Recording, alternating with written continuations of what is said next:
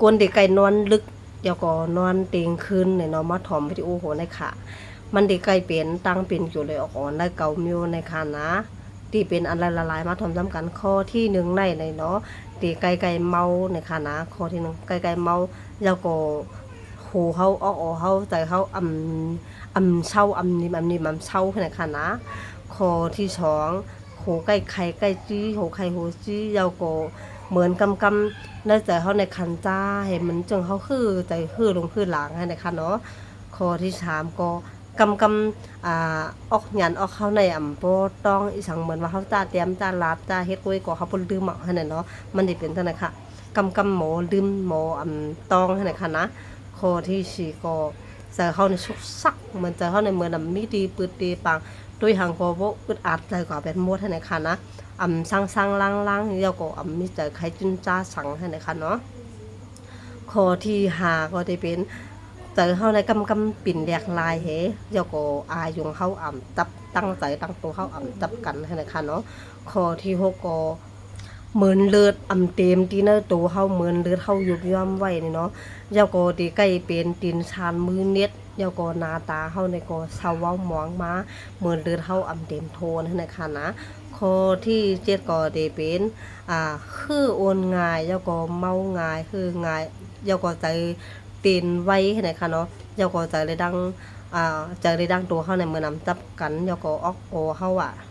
เส้นเลือดออกเฮาเนี่ยบ่ขี้ขลาดนั่นน่ะมันเฮานอนดึกนั่นเนี่ยเนาะบ่เฮานอนดึกก็แฮงเลือดเฮาก็สิยอมลงแฮงคำตัวเฮาก็สิยอมลงแล้วก็มันให้การปันเฮาไหลหลีให้ในคันเนาะข้อที่แปดก็ได้เป็นกูบอกเขาเมาอีดอดอะเพราะว่าเขาเป็นมาในตั้งเป็นออกเขาเลยเขานอนลึกอาลาเนี่ยจึงมันดีเฮ็ดให้เขาเมากว่าเนื้อ2-3 ปูนนั่นเนาะเมาปูนดีกว่าเจ้าก็แห้งโลเหเหมือนคนในคอกเค่ให้ได้ค่ะนะข้อที่เก่าก็หูหมาเขาในจิบคืนเจ้าก็เหมือนจิบคืนนิดหนามวยคัดคืนให้ได้ค่ะเนาะเหมือนเลือดเท่ากามแท้เหมือนว่าเลือดเท่าใน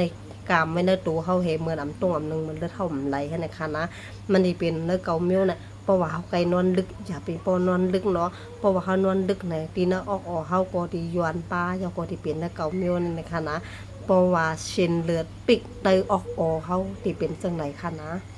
ช่างว่าเผยซ้ำนอนลึกเลยในซ้ำเปลี่ยนมาเย้าเลยหูดีไรเกซึ่งหือกว่าหาหมอยาโกเชียงเงินนำนานังก็ไกนังก็จังกว่ามีเผยฮับกว่ามีเผยฮับส่งเนาะกำนำได้เป็นก้นเฒ่าเนาะมีเผยส่งตีในเป็นทางเช่าตัวในคณะทางเช่าอันได้จอยเลยแห้งเลือดออกแห้งขามโตแห้งหมักโหใจแห้งเลือดเฮาให้ได้ค่ะเนาะแล้วก็ก้นได้ไกเมาให้นั่นนะเกี่ยวเลยออกเขาจะไหนมันจอยได้ปีใจค่ะนะทางเช่าดีในเนี่ยมีพร้อมส่งบันกูก็ค่ะนะอยู่ที่เฮือนเซฮัลโหลนางอยากอะไรขนาดเนี่ยก็ก่อนแล้วค่ะนะตักถามมาจังไหนค่ะเนาะใครเขาเป็นโดแดนน้ำยาดีไรเตซึ่งหือป้อหรือเสนอกเมืองไทยเนี่ยเอา15แอบคนนึงได้ดีกว่าเนาะมันดีจังหือหลานตั้งกินตั้งขายดูเจ้าเก่าขายเอาจังกินมันดีเลยสิขายเอาจังกินเลยเนาะดูเขามีโอกาสสมาขายมันกบเสียขานะผลิตอะไรตักถามมาค่ะนะ